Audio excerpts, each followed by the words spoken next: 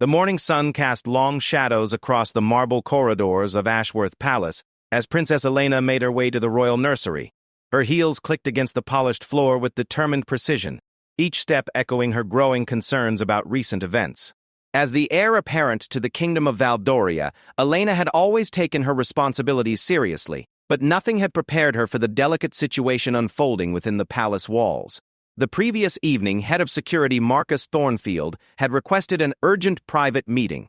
His weathered face, marked by decades of loyal service to the crown, bore an expression of deep concern that immediately put Elena on alert. Marcus was not one for dramatics or unnecessary alarms, which made his request all the more significant. "Your Highness," Marcus had begun, his voice low and measured, "I must bring to your attention some observations regarding the Duchess Isabel's interactions in the royal nursery."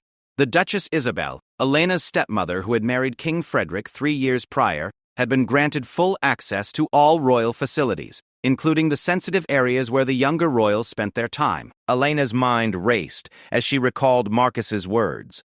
The security chief had detailed a pattern of behavior that raised red flags according to established palace protocols. There had been incidents of unauthorized personnel being brought into restricted areas, security cameras being mysteriously repositioned, and most concerning of all, several occasions where proper supervision protocols had been deliberately circumvented.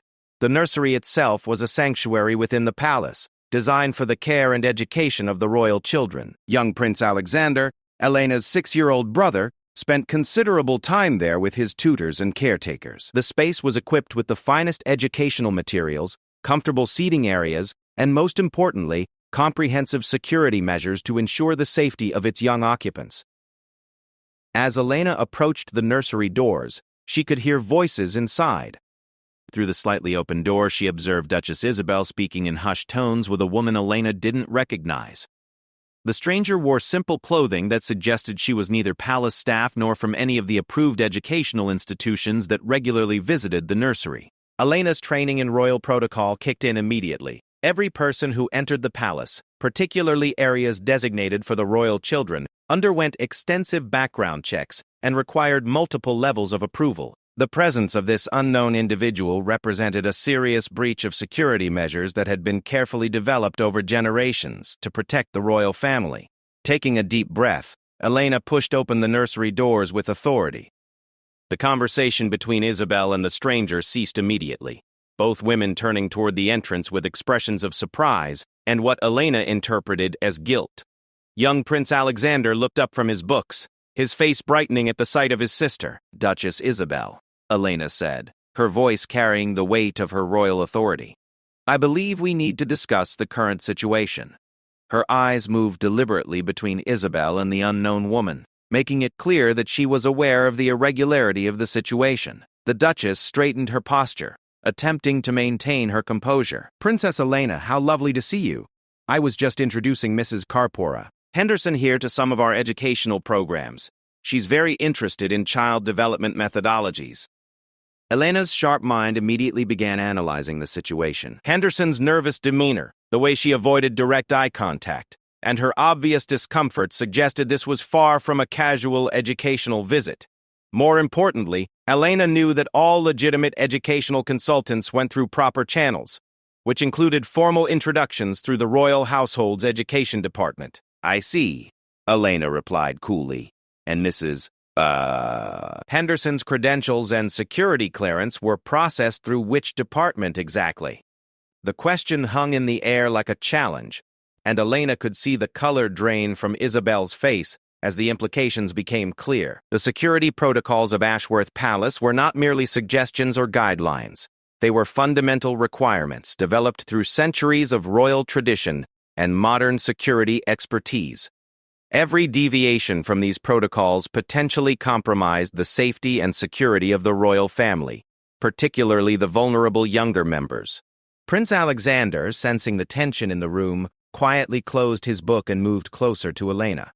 His intuitive understanding of palace dynamics, despite his young age, told him that something significant was happening. Elena placed a protective hand on his shoulder, reinforcing her role as both his sister and guardian.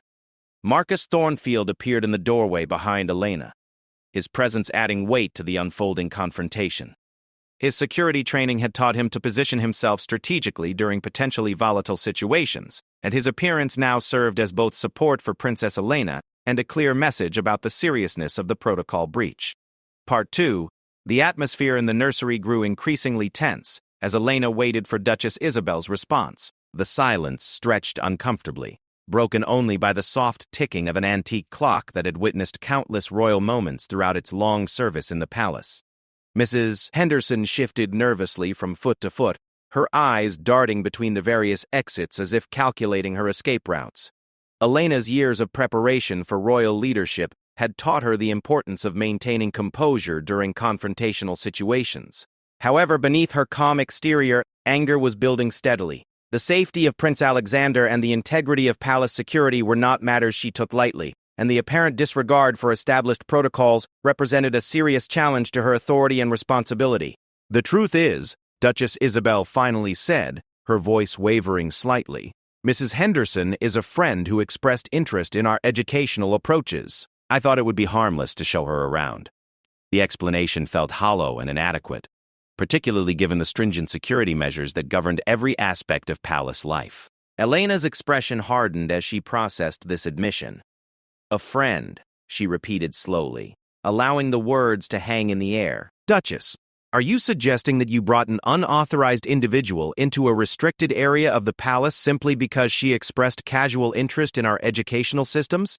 Marcus stepped forward slightly, his professional instincts recognizing the need to document this incident properly. "Your Highness, if I may," he interjected respectfully, "this represents a significant deviation from established security protocols. All visitors to restricted areas require advance approval and proper documentation, regardless of their relationship to family members." The Duchess's composure began to crumble under the weight of the situation.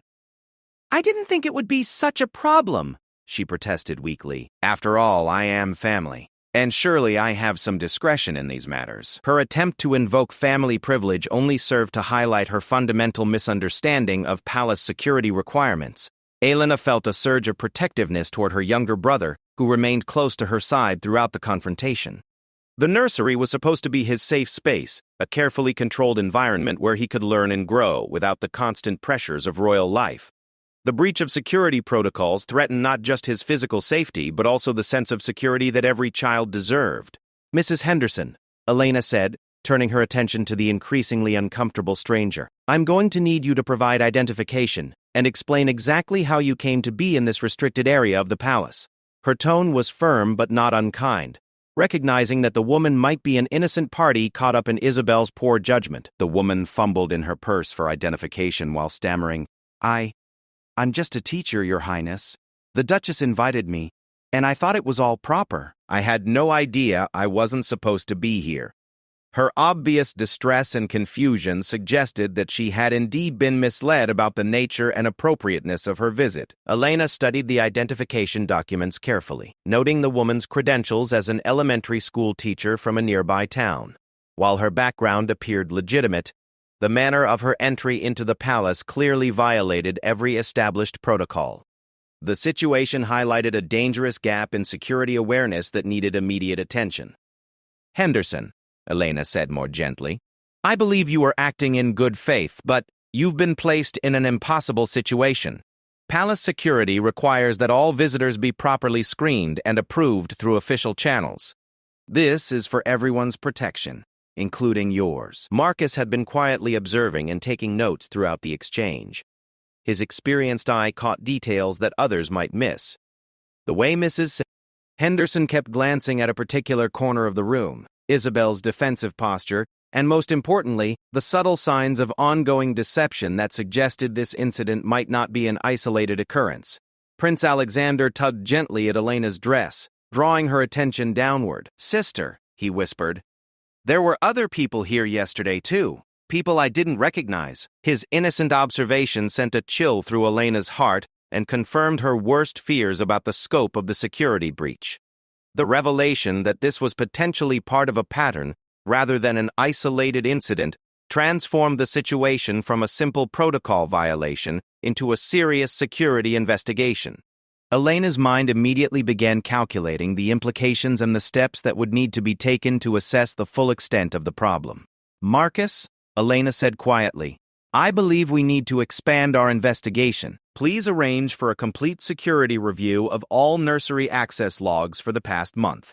Her instruction was delivered with the calm authority of someone accustomed to making difficult decisions under pressure. Duchess Isabel's face went pale as she realized the serious consequences her actions might trigger. Princess Elena, surely we can resolve this matter privately within the family, she pleaded. There's no need to involve the entire security apparatus over what amounts to a simple misunderstanding. Elena's response was immediate and uncompromising. Duchess, the moment you brought unauthorized individuals into restricted areas, this ceased to be a family matter. The security of the royal family and the integrity of palace protocols cannot be compromised for anyone's convenience or comfort. Part 3. The weight of responsibility settled heavily on Elena's shoulders as she considered the full implications of the situation unfolding before her. As heir to the throne, she had been trained from childhood to balance family relationships with duty to the crown, but never had the conflict felt so immediate and personal. The betrayal of trust, represented by Isabel's actions, cut deep, but the potential threat to Alexander's safety cut deeper still.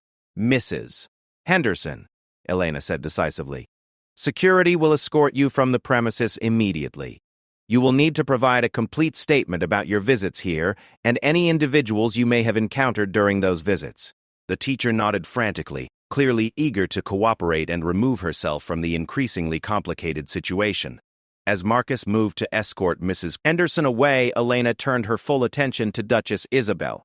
The woman who had entered their family with promises of love and support now stood before her as a potential security threat. The irony was not lost on Elena, who had initially welcomed Isabel's marriage to her father as a positive development for their family dynamics. Isabel, Elena began, dropping the formal title in a deliberate gesture that signaled the personal nature of what was about to unfold. I need you to understand the gravity of what has happened here. You have not simply bent a few rules or taken minor liberties with palace protocol.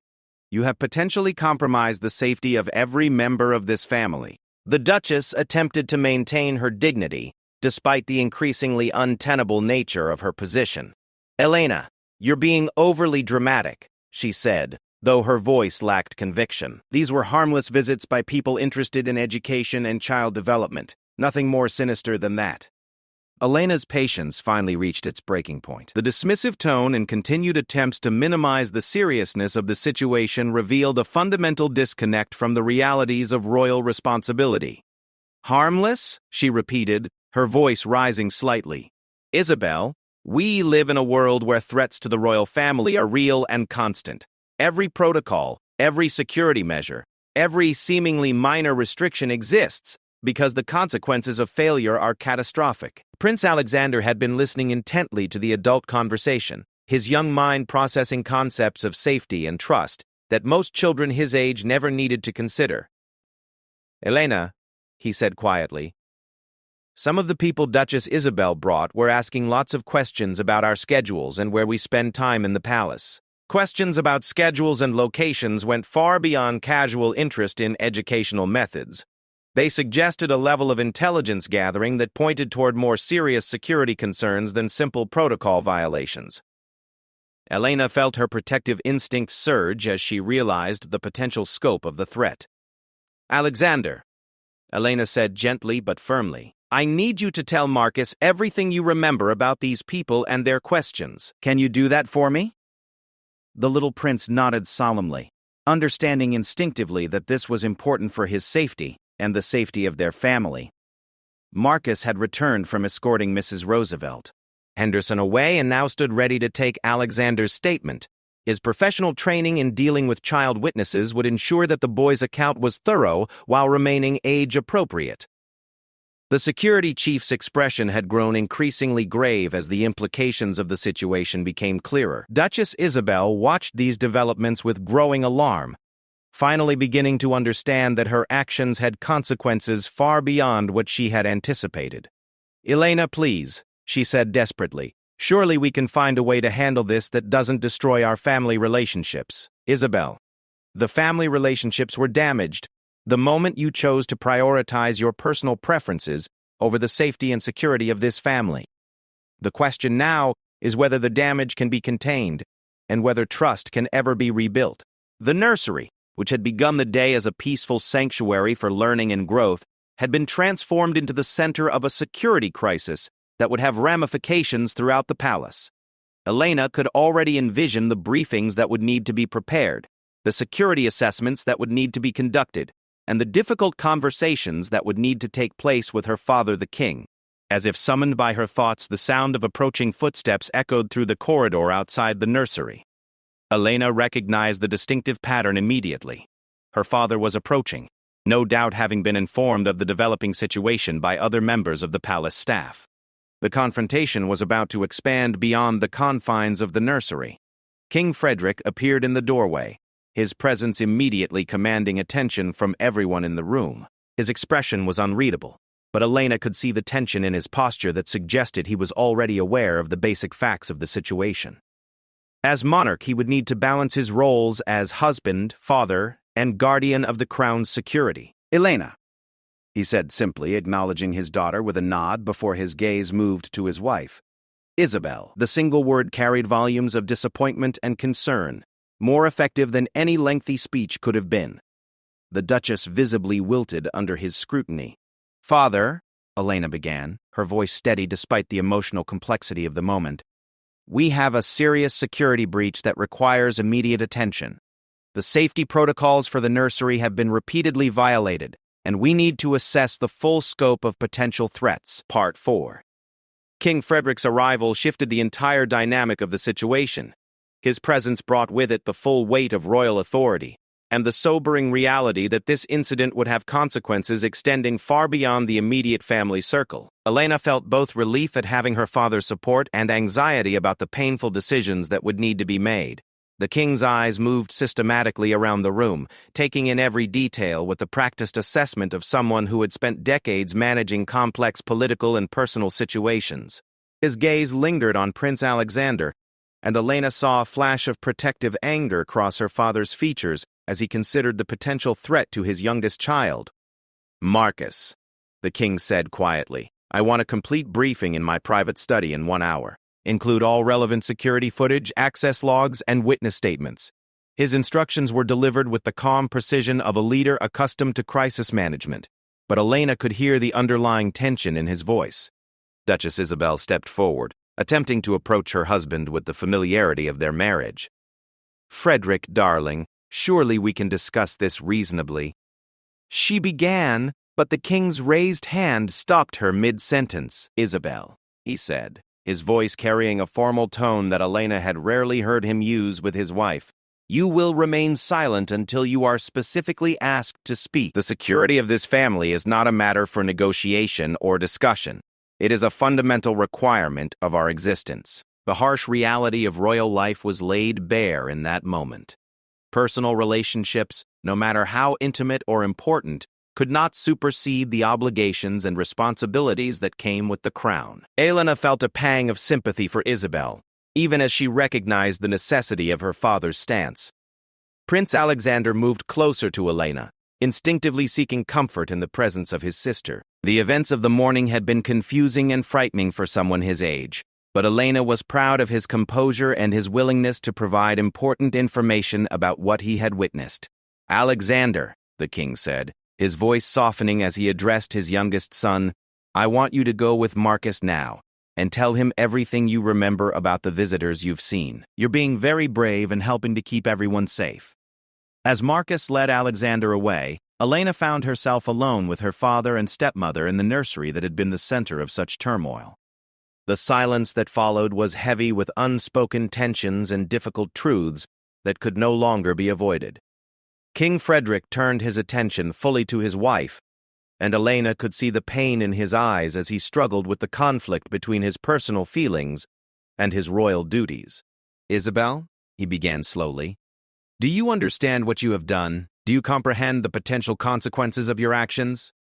The Duchess finally seemed to grasp the seriousness of her situation. Tears began to form in her eyes as she responded. "Frederick, I never meant for any of this to happen. I was just trying to be helpful, to show people the wonderful work we do with the children. I didn't think. That's exactly the problem, the king interrupted firmly. You didn't think. You didn't think about security protocols that exist for very real reasons. You didn't think about the safety of our children. You didn't think about the trust that has been placed in you as a member of this family. Elena watched the exchange with a mixture of sadness and relief. While she took no pleasure in seeing her father's obvious pain, she was grateful that he was taking the situation with the seriousness it deserved. The security of the royal family could not be compromised, regardless of the personal cost. The immediate question, Elena interjected carefully, is what steps need to be taken to ensure this cannot happen again. We need to assess whether there are other security vulnerabilities that have been created and take appropriate measures to address them. Her father nodded approvingly at her practical focus. You're absolutely right, Elena. This incident has revealed weaknesses in our security systems that must be addressed immediately. He turned back to Isabel with the expression of profound disappointment. Isabel, effective immediately, your access to restricted areas of the palace is suspended pending a complete investigation. You will cooperate fully with security personnel and provide detailed information about every unauthorized visitor you have brought to the palace. The magnitude of the consequences was beginning to sink in for the Duchess. Frederick, you can't mean to treat me like a common criminal, she protested weakly. I'm your wife, a member of this family. You are my wife, the king acknowledged, but you have violated the trust that comes with that position.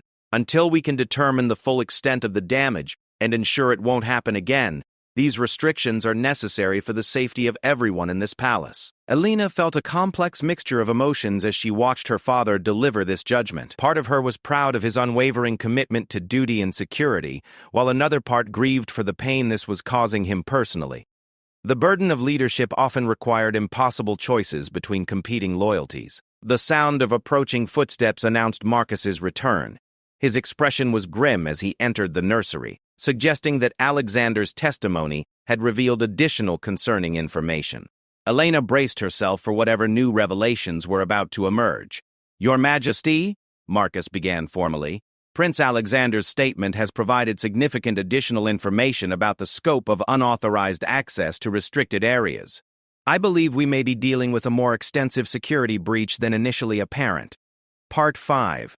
The final pieces of the security puzzle began falling into place as Marcus delivered his preliminary findings.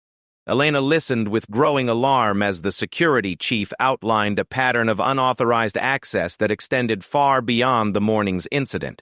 The scope of the breach was more extensive than anyone had initially realized, involving multiple individuals over several weeks. Prince Alexander was able to provide detailed descriptions of at least 5 different unauthorized visitors, Marcus reported. Some of these individuals were asking specific questions about palace routines, guard rotations, and family schedules. This goes well beyond casual curiosity about educational methods. King Frederick's expression darkened as the implications became clear. What had begun as a protocol violation was revealing itself to be a potential security threat of significant proportions. The questions about guard rotations and family schedules suggested intelligence gathering that could facilitate more serious threats to the royal family's safety. Duchess Isabel's composure finally cracked completely as she realized the true gravity of her actions. I had no idea, she whispered, tears streaming down her face. They seemed like such nice people, so interested in helping children learn. I never imagined they had ulterior motives. Elena felt a moment of sympathy for her stepmother's obvious distress, but it was overshadowed by anger at the naivety that had put her family at risk. Isabel, she said firmly, this is exactly why security protocols exist. They protect us from people who present themselves as harmless while pursuing dangerous agendas. The king moved to the window, staring out at the palace grounds as he processed the full scope of the crisis. Elena could see the weight of responsibility settling on his shoulders as he contemplated the necessary responses to protect his family and restore security to the palace. Marcus, the king said without turning from the window, I want immediate implementation of enhanced security protocols, complete background investigations on all recent visitors, expanded screening procedures, and a full review of access permissions for all family members and staff. The security chief nodded and made notes as he received his instructions. Yes, Your Majesty. We'll also need to consider the possibility that some of the unauthorized visitors may have planted surveillance devices or gathered intelligence for future use. Elena's mind raced as she considered the long-term implications of the security breach. Trust, once broken, would be difficult to restore. The incident would likely result in increased restrictions and more intensive security measures that would affect the entire royal family's quality of life. "Isabel," the king said, finally turning back to face his wife, "you will be relocated to the East Wing guest quarters immediately. Your access to family areas and all royal functions is suspended indefinitely. You will have no contact with the children without explicit authorization and direct supervision." The finality in his voice made it clear that this was not a negotiable decision. The Duchess seemed to age years in that moment as she realized the full consequences of her actions. "Frederick, please," she begged, "don't let this destroy our marriage. I made terrible mistakes, but surely there's a way to move forward together." The king's response was measured but heartbreaking in its honesty. "Isabel, you have violated the most fundamental requirements of being part of this family. Trust is the foundation of everything we do, and you have shattered that foundation completely. Whether our marriage can survive this remains to be seen, but the security of this family comes first, always." Elena watched her father's pain with a heavy heart, understanding that this crisis would leave lasting scars on everyone involved. The nursery, which should have been a place of learning and growth for Alexander, had become the site of a betrayal that would reshape their family dynamics forever. As palace staff arrived to escort Duchess Isabel to her new quarters, Elena reflected on the morning's events and their far-reaching consequences. The incident had tested her leadership abilities and forced her to make difficult decisions that balanced family loyalty against duty to the crown. Prince Alexander returned to the nursery with Marcus, his young face showing the strain of the morning's events, but also a resilience that Elena found encouraging. "Is everything going to be okay now, Elena?" he asked with the directness that only children possess. "Yes, Alexander," Elena replied, pulling her little brother close. "Everything is going to be okay. We've learned some important lessons today about keeping our family safe, and we're going to make sure nothing like this ever happens again." The king joined his children in an embrace that symbolized the strength of their family bonds, despite the crisis they had weathered. Outside the nursery windows, palace guards were already implementing enhanced security measures that would serve as visible reminders of the day's events and their lasting impact on the royal household. As the immediate crisis began to subside, Elena realized that the morning's events had marked a turning point in her preparation for eventual leadership. She had faced a complex situation involving family relationships, security concerns, and difficult decisions, emerging with greater confidence in her ability to protect those she loved while maintaining the integrity of the crown. The nursery would eventually return to its role as a sanctuary for learning and growth, but it would forever bear the invisible scars of the day when trust was broken and the true cost of royal responsibility became painfully clear to everyone involved.